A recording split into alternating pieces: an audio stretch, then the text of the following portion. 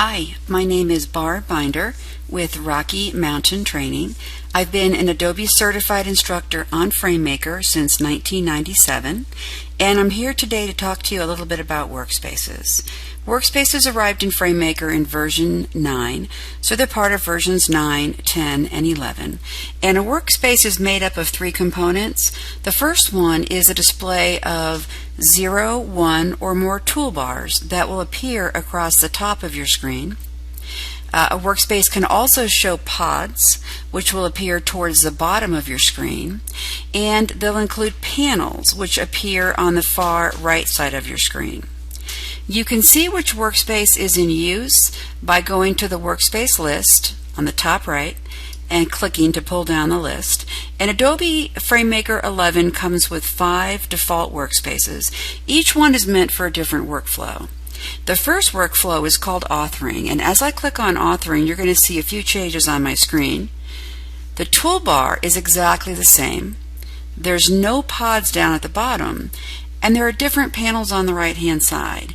And the idea behind the authoring workspace is this is what Adobe thinks you need if you're writing documentation in FrameMaker.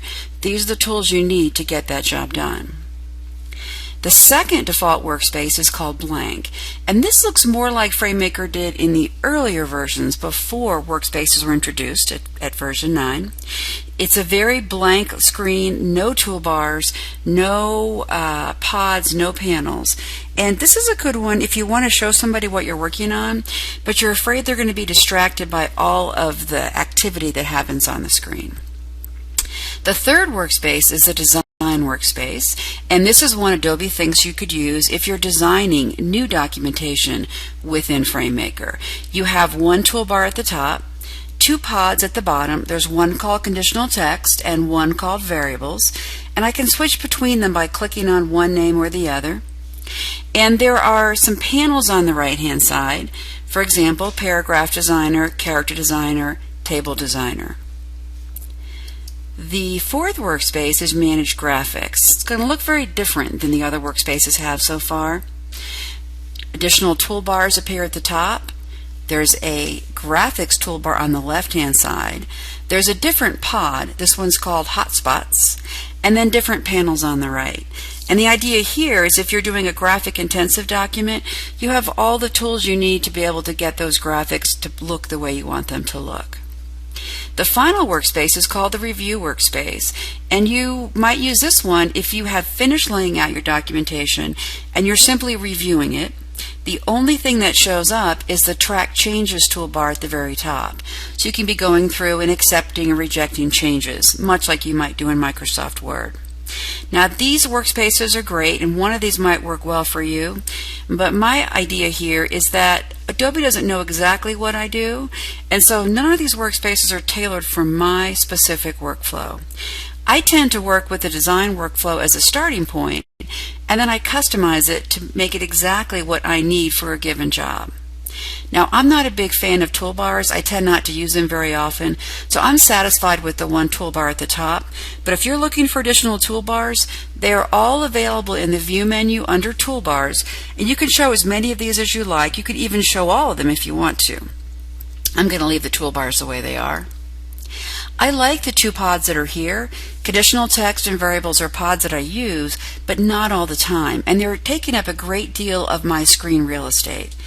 If I double click on a tab, for example the tab that says variables, I can collapse the pods down to the bottom of my screen and get that space back.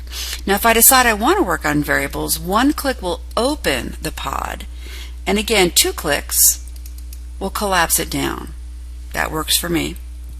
On the far right side of my screen I have my panels. I've got a good start on the panels that I use regularly, but these aren't all of them. And they're taking up a lot of space. So if you look at the top right of the panel group, you'll see that there are 2 black arrows.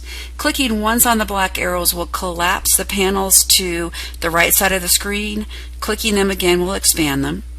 When you collapse them, you gain more screen space, but you don't lose any functionality. If you want to work with a paragraph designer, you can click once to open it, click it again to close it. That works for any of the panels. Now the designers are great.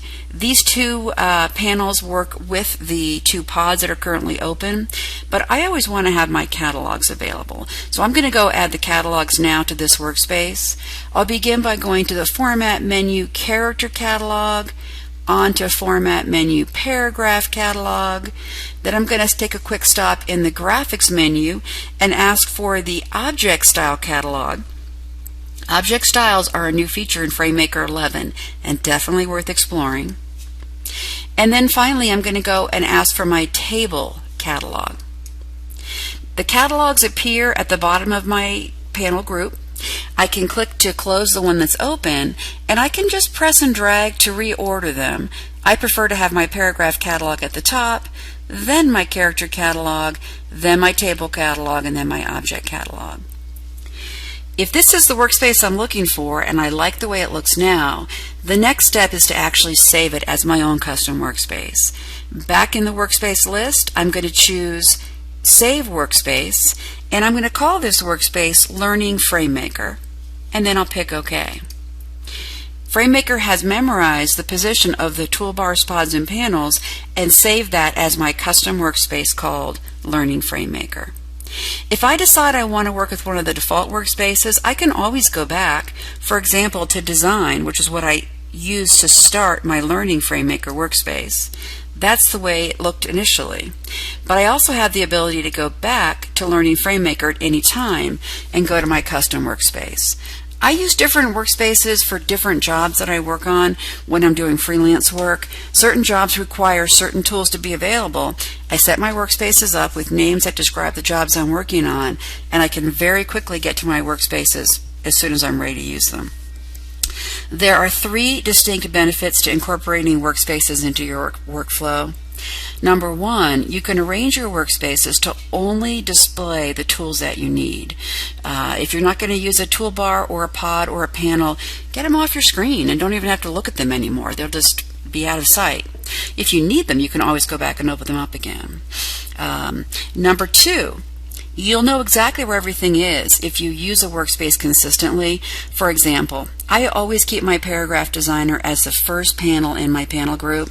If I'm working on my document page and I'm thinking in my mind, I'm going to go to the Paragraph Designer, my mouse starts sliding right up to the top of the panel group before I even get a chance to look over there, because I know that's where it's going to be.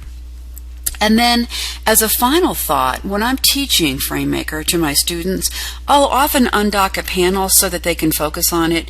So if I'm talking about the Paragraph Designer, I might undock the Paragraph Designer and then close the other ones so that they can focus on what the Paragraph Designer is going to do for them. In addition, maybe I want to compare that to the Paragraph Catalog, so I've got the Paragraph Catalog undocked and then open. And then when I'm finished, I want to clean up my workspace and get everything back the way it was. It's like clicking that easy button in the Staples commercials. People press that button and magic things happen. Paper gets ordered, offices get all cleaned up. All I have to do is come back here and reset my workspace at any point, and everything is going to go back to the way it was when I created it and saved it. That's also a technique I use with my students. If they see me undock a panel, sometimes they'll go ahead and undock the panel as well. Only they think that when they're done with it, they can just close it, not realizing that closing it is different from redocking it. 10 minutes later, they might say, "Hey Barb, where's my Paragraph Designer?"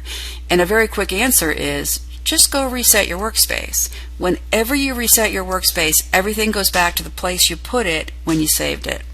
Spend some time looking at your workspaces, figure out what you want and what you don't want, set up the workspace exactly as you like it, save it. It's definitely going to be a time saver for you as you move on into more advanced features in FrameMaker.